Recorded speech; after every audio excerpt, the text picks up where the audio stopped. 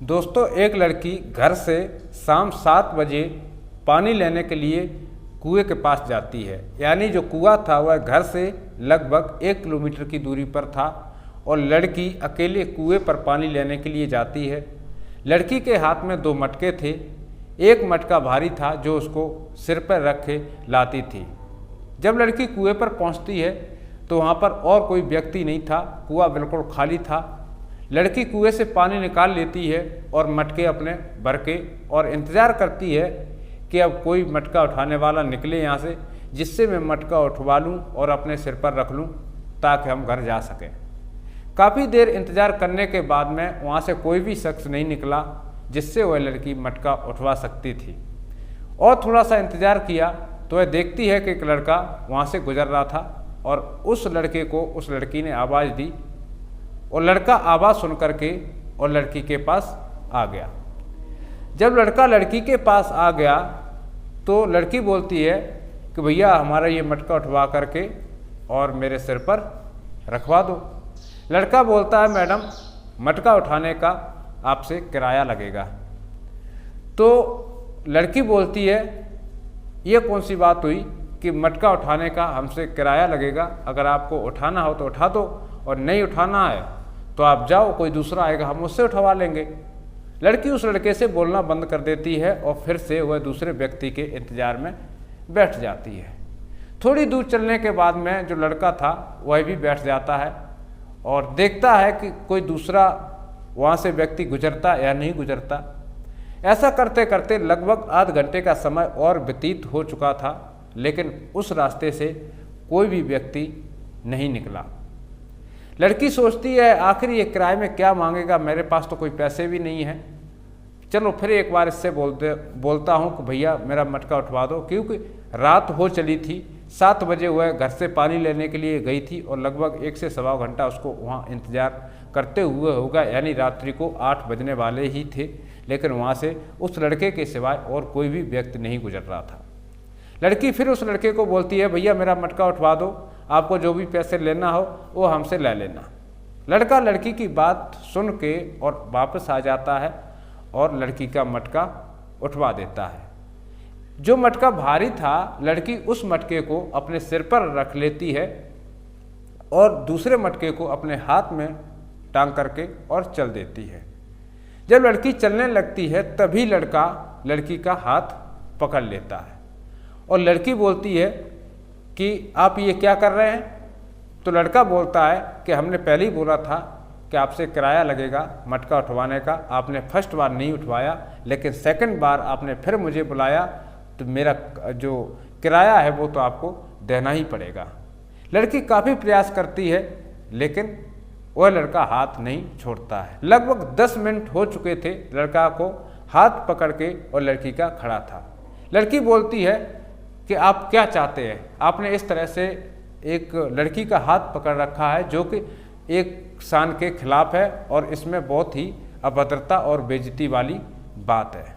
ये जो कहानी है ये राजस्थान के जैसलमेर डिस्ट्रिक्ट की है। आप सभी को मालूम है कि जैसलमेर में और राजस्थान के काफ़ी कुछ इलाके ऐसे हैं जहाँ पर आए दिन पानी को लेकर के बहुत ही तंगी बढ़ती रहती है। काफ़ी देर ऐसा होने के बाद में जब लड़का लड़की का हाथ नहीं छोड़ता है तो लड़की बोलती है भाई आपको क्या चाहिए, आपने इस तरह से मेरा हाथ क्यों पकड़ रखा है। क्योंकि गांव भी काफ़ी दूर था, अगर लड़की चिल्लाती भी तब भी गांव तक आवाज़ नहीं पहुंचती और अगर लड़की को ज़बरदस्ती करती तो हो सकता है कि लड़की के साथ में कुछ बड़ी दुर्घटना न हो जाए। ये सब जान करके और लड़की चुपचाप उससे नम्रतापूर्वक विनती करती रही कि मेरा हाथ छोड़ दो, प्लीज़ मुझे जाने दो और रात बहुत हो गई है। लेकिन जो लड़के के जो शब्द थे वह सुन करके लड़की के पैरों तले ज़मीन खिसक जाती है। लड़का बोलता है कि अब मेरे साथ आपको शादी करना पड़ेगा। लड़की वही बात सुन करके और एक चक्कर में पड़ जाती है कि आखिर लड़के ने ऐसा क्यों बोला। सिर्फ मेरा हाथ पकड़ा और लड़की को उसके अलावा कहीं पर भी किसी जगह से उस लड़के ने नहीं छेड़ा था। और इतना कह कर के लड़का लड़की का हाथ छोड़ देता है और लड़की अपने घर पहुंचती है। जब लड़की घर पहुंचती है तो घर वालों को पूरी बात बताती है। घर वाले नाराज़ थे और उस लड़के की खोज में कुएं की तरफ भाग पड़ते हैं। जब देखते हैं कुएं पर आते हैं तो वहाँ पर लड़का नज़र नहीं आ रहा था, लड़का वहाँ से जा चुका था और लड़की भी अपने गार्जियंस के साथ में कुएं पर पहुँच गई और उन्होंने खोज भी किया कि लड़का किधर से आया था और किधर को गया, लेकिन लड़का का कहीं पर भी अता पता न चला। 2-3 दिन बाद उस लड़की की अचानक से तबीयत इतनी ज़्यादा खराब हो जाती है जो कि जैसलमेर के एक अस्पताल में उस लड़की को भर्ती करा दिया जाता है। अब जहाँ पर वह हॉस्पिटल था जिसमें वह लड़की एडमिट थी, उसी हॉस्पिटल के बगल में उस लड़के का लैब होता है। यानी जो लैब चलाने वाला वह लड़का था जिसने मटका उठवाया था, उसका बिजनेस था लैब का। यानी जो भी ब्लड टेस्ट या जो टेस्ट होते थे उसी के वहाँ होते थे और उसका कांटेक्ट था उस हॉस्पिटल से। जब लड़का उस हॉस्पिटल में पहुंचता है और देखता है कि लड़की बेड पर पड़ी हुई है और बोतल उस पर लगी हुई है, लड़का पूछता है कि आपको क्या हुआ, और उस लड़की को ब्लड की सख्त ज़रूरत थी। डॉक्टर बोला कि अगर इस लड़की को 24 घंटे के अंदर यदि ब्लड नहीं मिला तो इस लड़की का कोई भी पार्ट्स काम करना बंद कर सकता है और इसका ब्रेन हैमेज भी हो सकता है। इतना सब सुनने के बाद में जो परिवारजन थे उनमें भगदड़ मच जाती है और वह ब्लड की जुगाड़ करते हैं। लेकिन ब्लड आज के समय की अगर बात करूं तो इतना आसान नहीं होता है कि जो ग्रुप चाहिए वो ग्रुप आसानी से मिल ही जाए। उसके जितने भी रिश्तेदार थे और जो गार्जियंस थे सबका सैंपल लिया गया, लेकिन लड़की से ब्लड मैच नहीं किया और उसके परिवार में कोई भी ब्लड देने लायक नहीं था। जब वह लड़का सैंपल लेने के लिए आया था और उसको ये भी पता था कि ये लड़की वही है जिसको हमने मटका उठवाया था और उस लड़की से हमने वादा किया था कि हम शादी करेंगे तो तेरे साथ करेंगे। लड़की बेहोशी के हालत में थी और लड़की को कुछ पता नहीं था और इधर गार्जियंस ने उस लड़के को देखा भी नहीं था। लड़का अपना सैंपल खुद लेता है और ब्लड टेस्ट करता है तो लड़की के सैंपल से और लड़के का सैंपल मैच खा जाता है और लड़का जितना लड़की को ब्लड चाहिए उतना डोनेट कर देता है। जब लड़की होश में आती है तो देखती है कि बगल के बिस्तर पर वो लड़का था जिसने लड़की को ब्लड डोनेट किया था। इतने में लड़की के फादर आते हैं और लड़की उस लड़के के बारे में पूरी बता देती है कि ये वो लड़का था जिसने मेरा हाथ पकड़ा था और जब मैं मटका उठा रही थी उस समय।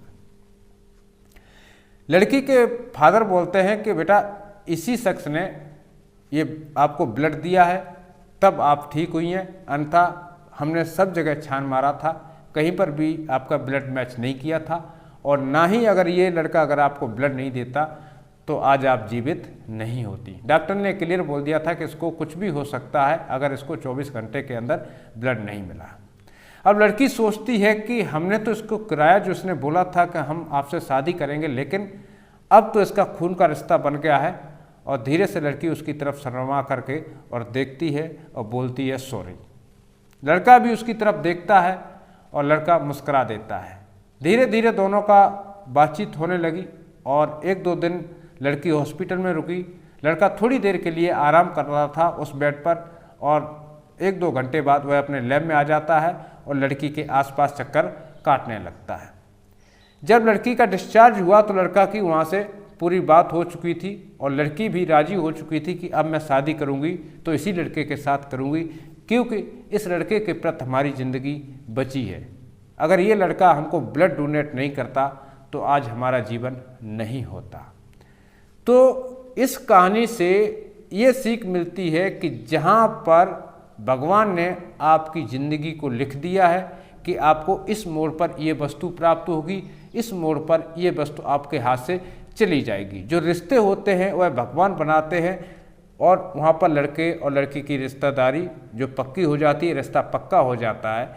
गार्जियंस को पता चलता है कि लड़का अदर कास्ट है और जो लड़की थी वह राजपूतों की लड़की थी और जो लड़का था वह गुजरों का लड़का था। यानी गुजर लो कास्ट में आते हैं और जो राजपूत हैं वह हाई कास्ट में आते हैं।